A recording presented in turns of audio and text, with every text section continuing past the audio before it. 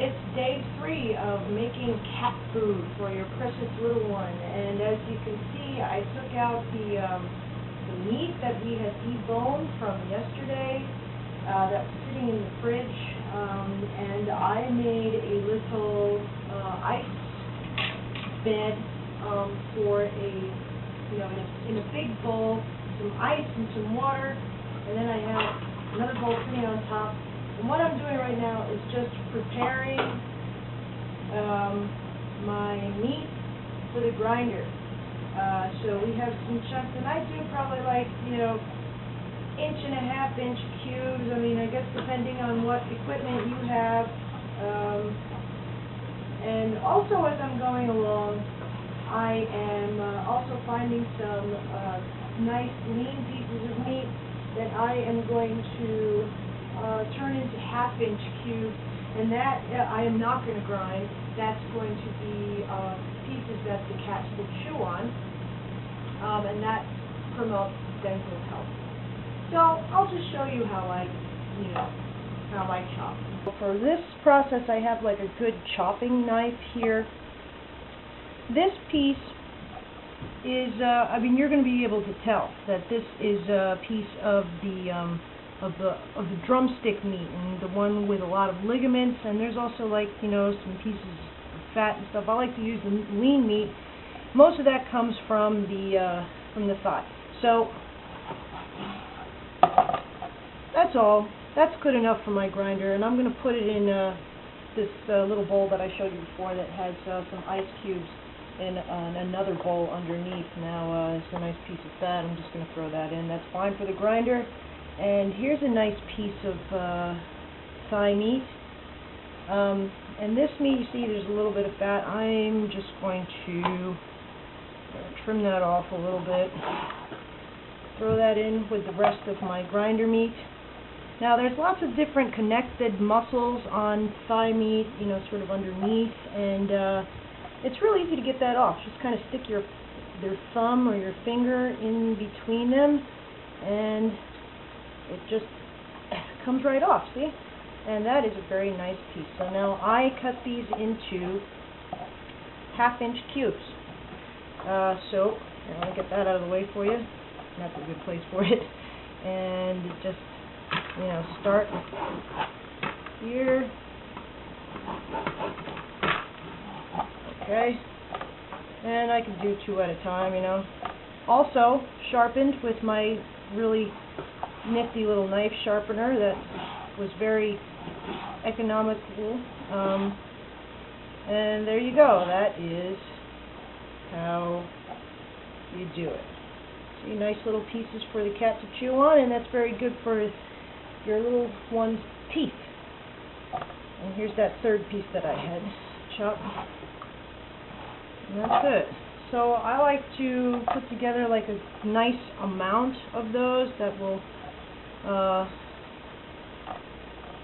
go throughout the cat food, and so they have at least some of it in each batch per day that they eat. Now listen, guys, for all these vegetarians out there, I don't know what to say about this, because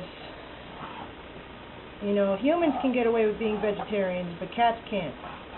So if you're going to make homemade food for your cats, you can't exactly, this is a piece of fat, I'm just going to put this in to get ground.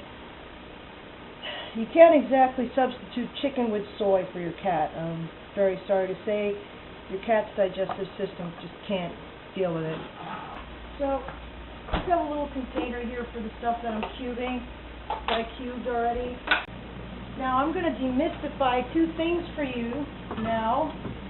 The first is the reason why we first separated the bones from the meat, and the second is the reason why you should plan ahead for day 3 to be on a weekend afternoon.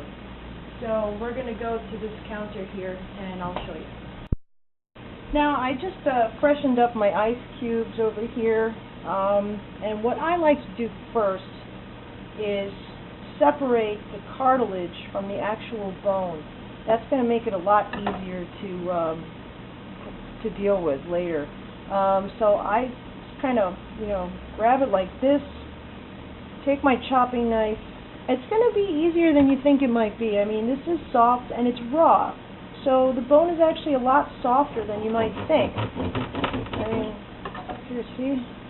Yeah, I did some damage already, So now I'm using my thumb here to keep my hand away from getting it in the way of the knife.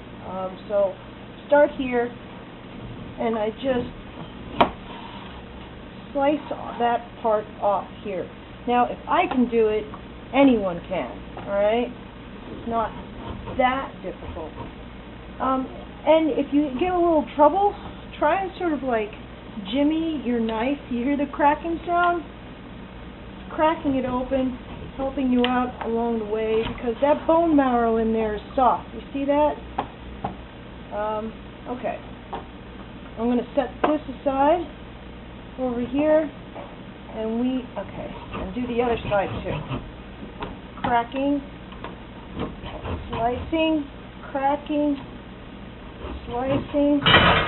Oh, that was just something in the dish rack that fell. That's all. Nothing. Look, the whole thing, the whole part of the cartilage kind of just came sliding off. Yeah, there's a little bit left over here, so. And you see that? That's not my blood. Don't worry about it. That's the chicken blood.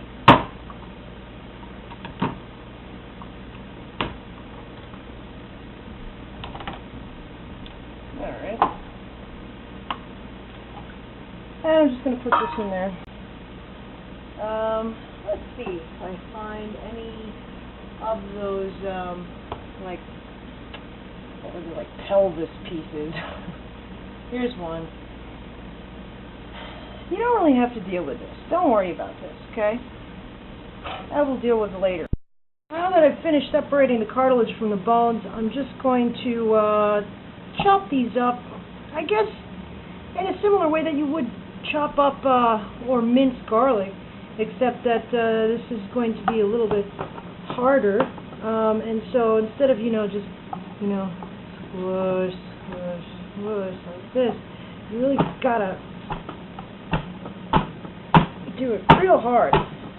This is the cartilage here. And this is going to make it a lot easier on your grinder. You see how, this is slippery, and sometimes I kind of go like this. You should be okay if keep your hand away from the knife. That's all I have to tell you. Okay? You see how, don't put your hands here, I know, because, you really do have to, and see, it's like, it may not be completely separated, but this is going to be a lot easier on your grinder. So now that we've finished making nice little minced cartilage, we're going to go on to the next step, and we are going to deal with these bones. Now, the bones need a little bit more maintenance, and what we're going to use now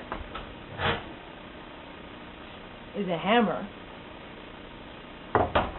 This is the reason why you want to start doing day 3 on a weekend afternoon as opposed to a Wednesday at 10 p.m.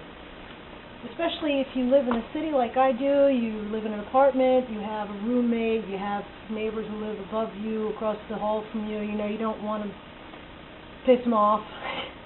I guess, if you live out in the middle of nowhere, in the middle of the woods, which would be ideal for this, you can do this whatever the hell you want. Now, you have to use a bag, preferably a light-colored plastic bag. These are shopping bags. Who says they're not recyclable? So, what I'm going to do, I'll put one in here. I try to keep at least one hand clean and one dirty. Preferably the hand that you're going to be using the hammer with, you should probably keep clean. And the other hand, you could, get as dirty and messy as you want. A little hand sanitizer. sanitizer on my hands. Keep some hand sanitizer around. It's very nifty. Now, I am pretty comfortable with my aim with a hammer. So, I mean,